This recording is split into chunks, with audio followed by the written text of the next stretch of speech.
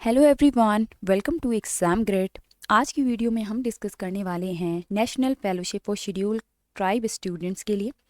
Okay, इससे पहले मैं बता दूं NFSC शेड्यूल कास्ट स्टूडेंट्स के लिए और NFOBC अदर बैकवर्ड क्लासेस के लिए जो नेशनल फेलोशिप है उनकी जो लिस्ट है वो ऑलरेडी आ चुकी है। अब हम इसके बारे में पढ़ेंगे। NFST शेड्यूल ट्राइब के लिए यहाँ पे आपको क्या होता है, इन तीनों फेलोशिप में आपका डिफरेंस यही है कि NFSC और NFOBC ये आपके UGC नेट एग्जाम के बेसिस पे मेरिट लगती है, उसके बेस पे वहाँ पे क्वालिफाइड कैंडिडेट्स की लिस्ट आती है। ओके, लेकिन वहीं अगर आप इस फेलोशिप की बात करो, शेड्यूल ट्राइब के लिए जो फेलोशिप है यहाँ पे आपको अपनी तरफ से अप्लाई करना होता है। यहाँ पे UGC नेट एग्जाम के बेस पे नहीं होता है, ठीक है। यहाँ पे आपको खुद से अप्लाई करना होगा, रजिस्ट्रेशन करना पड़ेगा। और ये आपका जो भी MPhil या PhD कर रहे हैं, ऑलरेडी जो परस्यू कर रहे हैं, उनके लिए ही ये फेलोशिप आपकी होती है। अब NFSC और NFOBC भी आपकी अलग अलग मिनिस्ट्रीज़ को हैंड ओवर हो गई हैं। वहीं आपका दूसरी तरफ NFST शेड्यूल ट्राइब के लिए जो फेलोशिप है ये किन को हैंड ओवर हुई है, मिनिस्ट्री ऑफ ट्राइबल अफेयर्स को। तो यही आपके फंड वगैरह प्रोवाइड कराते हैं, ये फेलोशिप प्रोवाइड कराते हैं मिनिस्ट्री ऑफ ट्राइबल अफेयर्स। तो अब आपको क्या करना है, इसके अंदर हम सारी डिटेल देखेंगे कि लास्ट डेट कब तक है आपको ये एप्लीकेशन फॉर्म फिल करने की फेलोशिप के लिए और क्या क्या डॉक्यूमेंट्स आपके लगेंगे इसके अंदर। तो यहाँ पे आपको गूगल पे सर्च करना है मिनिस्ट्री ऑफ ट्राइबल अफेयर्स, उसी के अंडर आपको फर्स्ट ही लिंक मिल जाएगा इसका, इस पर क्लिक कर दीजिए।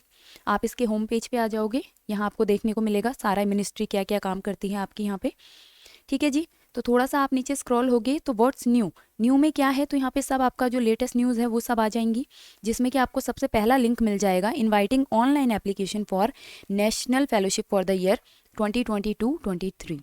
तो आपका जो है ये इन्होंने एप्लीकेशन इनवाइट कर दी हैं। यहाँ पे आप एक्सप्लोर पे क्लिक करोगे तो आपको यहाँ पे PDF खुल के आपके सामने आ जाएगा। अब इस PDF में क्या है आपका, national fellowship and scholarship for higher education for ST students, तो वही NFST की बात कर रहे हैं 2022-2023 साइकिल के लिए।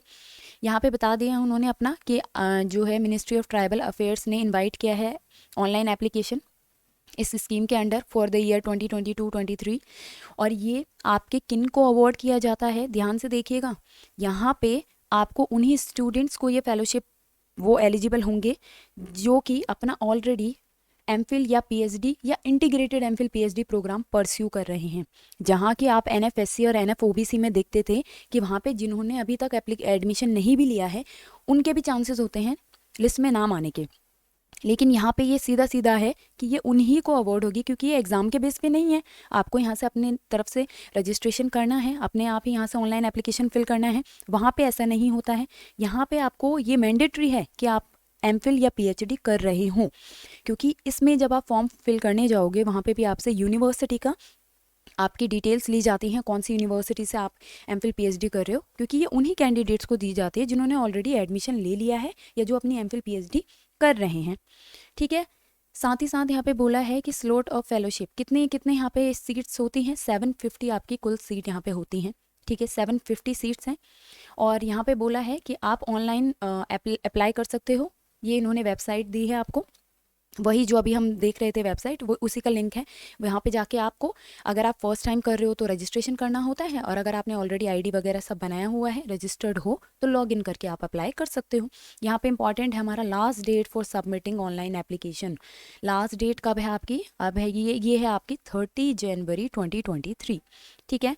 तो आपकी जो लास्ट डेट है इन एप्लीकेशंस को फिल करने की, NFST की फेलोशिप के लिए अगर आप अप्लाई करना चाहते हो तो लास्ट डेट है आपकी 30 जनवरी 2023। और अगर आपको डिटेल इन्फॉर्मेशन चाहिए वो भी यहीं से आपको मिल जाएगी। अब क्योंकि यहाँ पे डिस्क्लेमर, ध्यान से देखिएगा, डिस्क्लेमर भी यहाँ पे इंपॉर्टेंट है नोट करने के लिए कि award of fellowship for MPhil is subject to condition set out in new education policy. तो आपको पता होगा न्यू एजुकेशन पॉलिसी में आपका ये जो है कंडीशन आई थी कि MPhil आपकी डिसकंटिन्यू हो जाएगी। तो आप जो भी आपके जो MPhil या PhD कर रहे हैं तो उनको जो भी है, जो स्पेशली MPhil कर रहे हैं, MPhil जो कर रहे हैं उनको जो है न्यू एजुकेशन पॉलिसी के अकॉर्डिंग, कंडीशंस के अकॉर्डिंग अवार्ड किया जाएगा। यानी कि जब न्यू एजुकेशन पॉलिसी में बताया हुआ है कि इस टाइम से MPhil डिसकंटिन्यू हो जाएगी, अगर उससे पहले से कोई कर रहा है और वो अभी चल ही रहा है उनका MPhil, तो उनका डिसकंटिन्यू नहीं होगा, उनको यहाँ पे फेलोशिप मिल जाएगी। लेकिन जिन्होंने national education policy, new education policy अगर आने के बाद उन्होंने अप्लाई किया है तो वो MPhil उनकी डिसकंटिन्यू मानी जाएगी, तो वहाँ पर उनके जो है फेलोशिप वहाँ पर मुश्किल है उन्हें मिलना, ठीक है। तो इसलिए इन्होंने यहाँ पे साफ साफ मेंशन कर दिया है कि न्यू एजुकेशन पॉलिसी के अकॉर्डिंग हम एमफिल को अवॉर्ड करेंगे, है ना। ठीक है जी, अब यहाँ पे देख लेते हैं कि किस तरीके से आप अप्लाई कर सकते हो। तो जैसे ही आप लिंक पे क्लिक करते हो आपके पास ये पेज आ जाता है, नेशनल ट्राइबल फेलोशिप पोर्टल आपका। ठीक है, यहाँ पे आप नीचे ये भी देख सकते हो, यहाँ पे फेलोशिप के बारे में आपका डिटेल में जो है इन्फॉर्मेशन गिवन है, किन किन कैंडिडेट्स को मिलता है, कैसे कैसे यहाँ पे डिस्बर्स की जाती है, और यहाँ पे न्यूज़ एंड इवेंट्स में आपको सब मिल जाएगा पीडीएफ। अगर आपको ये जो एडवर्टीजमेंट का लिंक था वो हिंदी में, अगर आपको पीडीएफ चाहिए तो यहाँ से आप हिंदी में इसे डाउनलोड कर सकते हो, और ये आप इंग्लिश में डाउनलोड कर सकते हो जो अभी हमने डिस्कस किया था। ठीक है, और बाकी आपका ये पुराने हैं 2021 2022 के जो स्टूडेंट्स सेलेक्ट हुए होंगे उनका है ये। ठीक है, तो जैसे ही आपका भी रिजल्ट आ जाता है तो यहीं पे आपको इसी पेज में यहीं पे आपको ऊपर लिंक मिल जाएगा जब आपकी लिस्ट बन के आएगी इसकी। अभी फ़िलहाल आपको रजिस्ट्रेशन करना है, किसका 30 जनवरी तक आपको रजिस्ट्रेशन इसमें करना है। तो यहाँ पे अगर आप फर्स्ट टाइम आ रहे हो तो आपको करना है न्यू रजिस्ट्रेशन।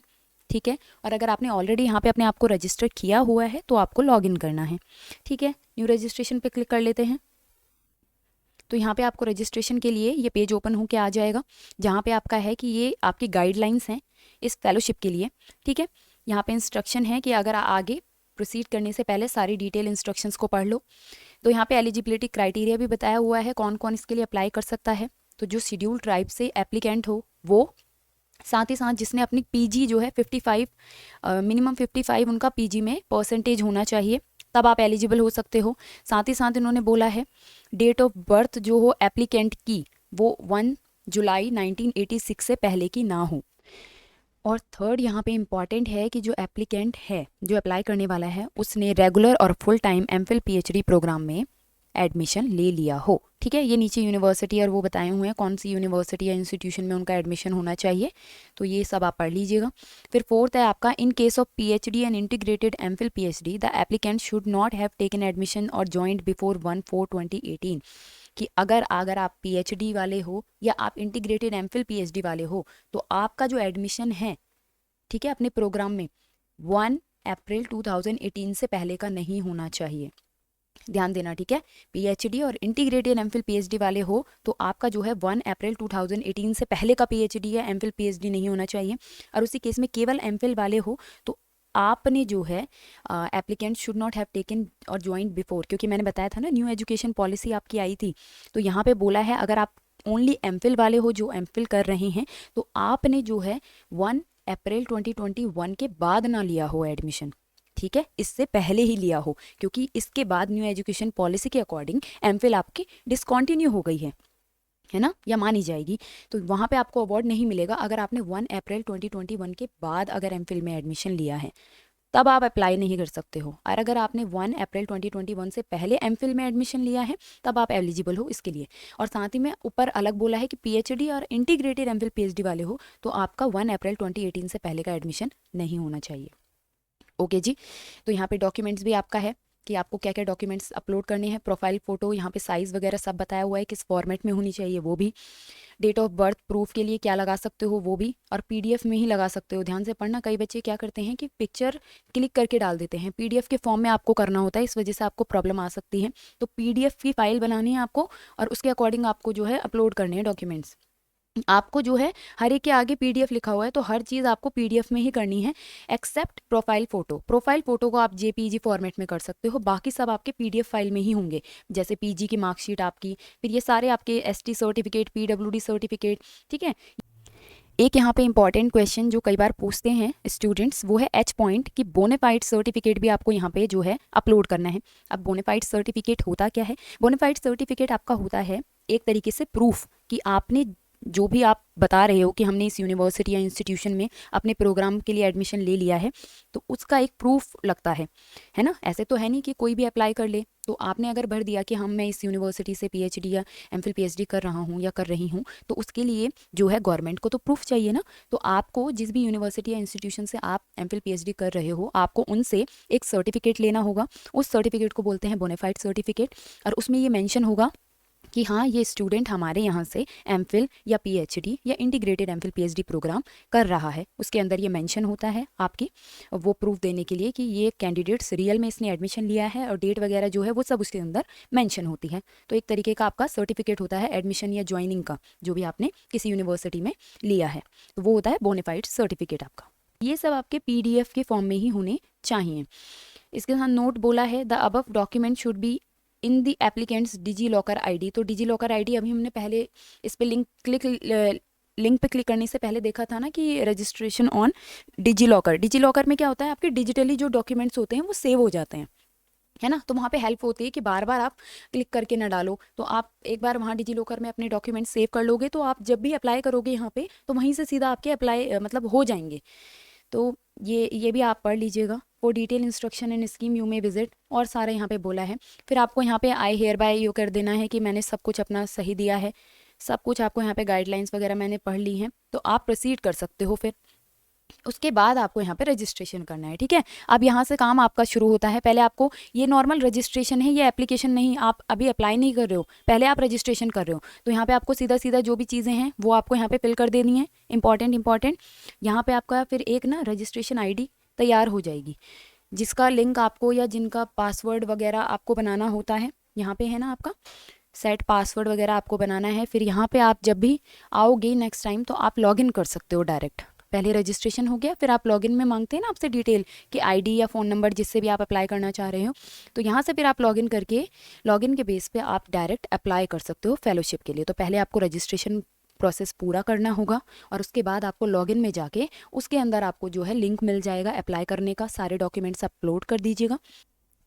तो यहाँ पे आपको प्रॉपर जो है वो सब अपना रजिस्ट्रेशन कर लीजिए, फिर उसके बाद लॉगिन कर लीजिए, और सब डिटेल्स वहाँ पे आपसे मांगेंगे डॉक्यूमेंट जो भी हैं उन्हें सही तरीके से अपलोड कर दीजिएगा। और 30 जनवरी इसकी लास्ट डेट है। तो अपना अभी भी आपके पास जो है 8 डेज़ तो आपके पास सीधे सीधे हैं, 1 वीक है, आराम से अपना जो है अप्लाई कर लीजिए। और उसके बाद जल्द ही फिर इसका लिस्ट वगैरह जब भी रिलीज़ होगी तो उसके भी लिए भी वीडियो बना दी जाएगी। फिलहाल के लिए अभी वीडियो को एंड करते हैं। Thank you for watching the video. कोई प्रॉब्लम हो तो कमेंट्स में आप पूछ लीजिएगा। वीडियो अच्छी लगी हो लाइक कर देना, और चैनल को सब्सक्राइब कर देना इस तरीके की और वीडियोज़ के लिए और अपडेट के लिए। Thank you.